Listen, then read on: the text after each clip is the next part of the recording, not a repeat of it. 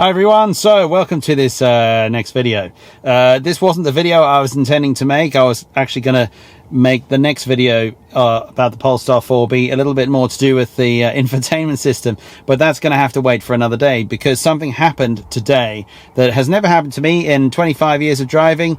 My driver's side window exploded and completely blew out. You can see over here that it's kind of taped up at the moment. So yeah, I just want to talk a little bit about this very strange experience, and this video is going to be a bit about how Polestar deal with it and the repair kind of process. So I was driving the car completely normally, like 50 mile an hour kind of road, cross country, and it was like an explosion right next to my head. Like it was almost like a lightning strike, or a firework went off to the right hand side of me. The window exploded.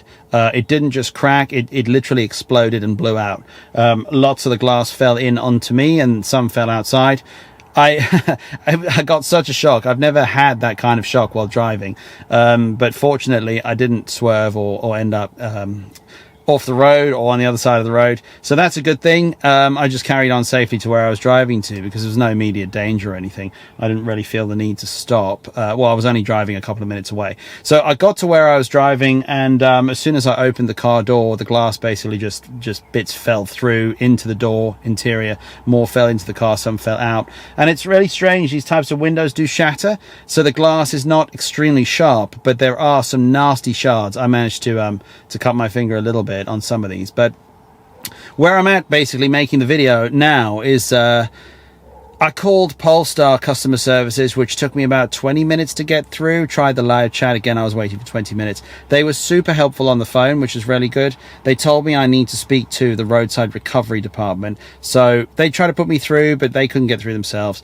So I called separately and again went on hold for about 20 minutes. Spoke to a very helpful lady that has arranged for recovery of the vehicle to be taken to Volvo in Crawley. And she said someone will be out this evening, probably within 90 minutes to 2 hours. So that's actually a really good result because I'm at home, so not a massive rush.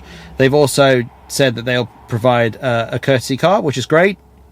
So the next update I think is going to be tomorrow, and I will let you know how things progress. I have no idea how long it takes to replace a window, so only time will tell. Yeah, this is sort of the intro part of the video. The rest of the video, I'll talk a little bit more about how long it takes and the customer service interaction. But for now, here are a few photos of the car so you can see what it looked like with the glass blown out.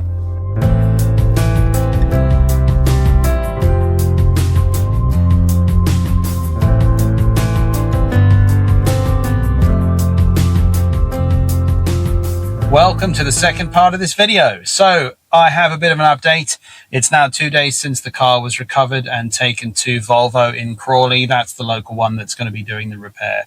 The good news is that Polestar have agreed to repair it under warranty. At first, there seemed to be some talking about potentially looking at insurance claims for it, which was a little bit frustrating because I really don't think this was something that smashed the window. It wasn't something outside of the car that hit it that caused it to actually shatter like that. Now, somebody on one of the Facebook groups did make a very good point that technically the window imploded, not exploded. That's true. It blew into the car. But their point did get me thinking what might have caused that. I now actually can recall either a bus or a truck driving past the car as I was driving.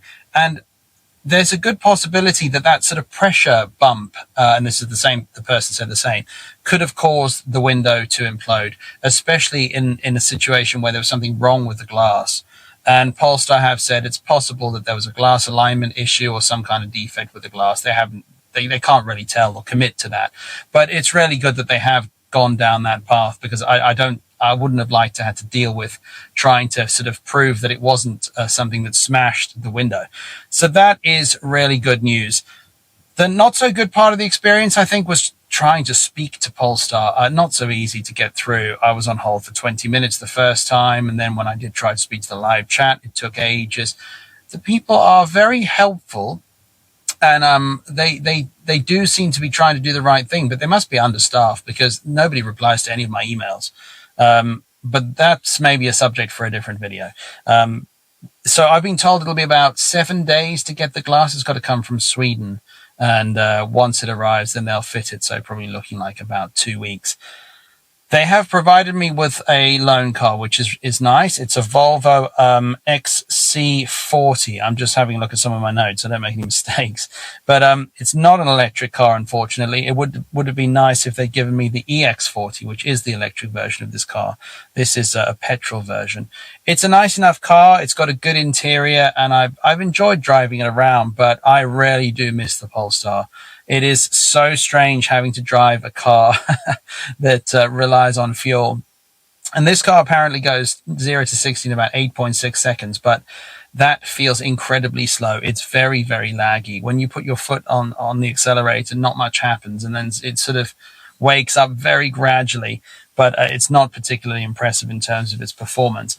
But what that really got me thinking, actually, driving a car like this, is that I wanted to talk just for a couple of minutes about the actual cost of ownership of the equivalent version of an electric car versus a fuel car like this.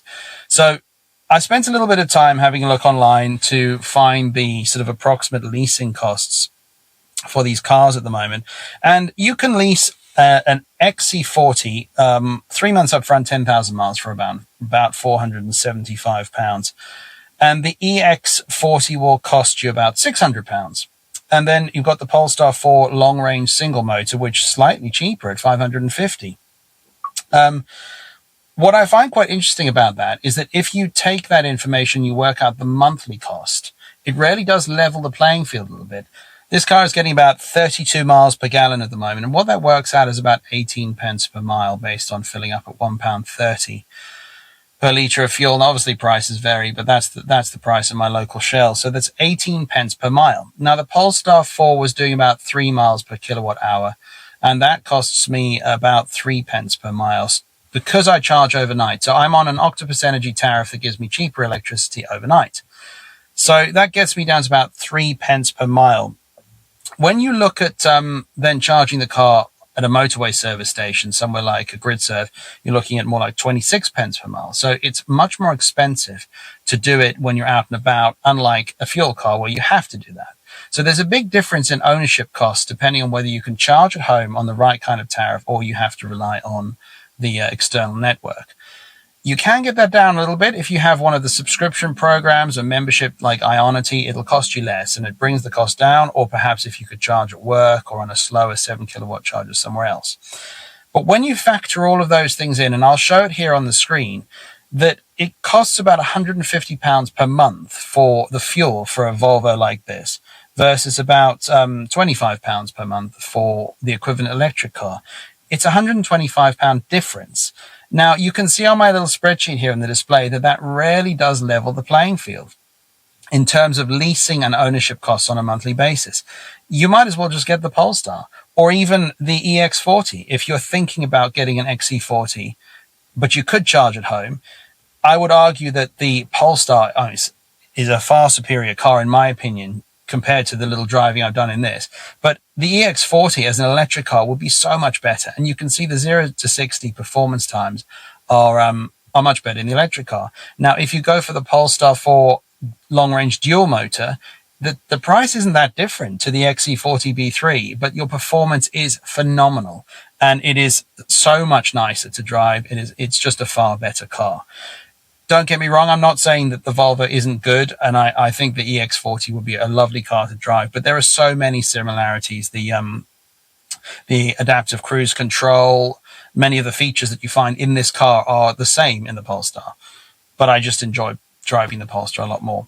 So I would just wanted to share that little bit of information to people that getting back into a car with an engine that requires fuel is not that nice when you get used to driving an electric car.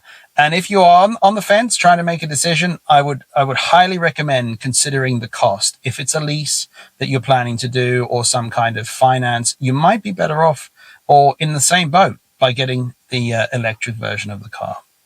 So yes, the Polestar is with Volvo at the moment for repair, and hopefully it'll be back in the next couple of weeks and I'll be able to make some more Polestar related videos.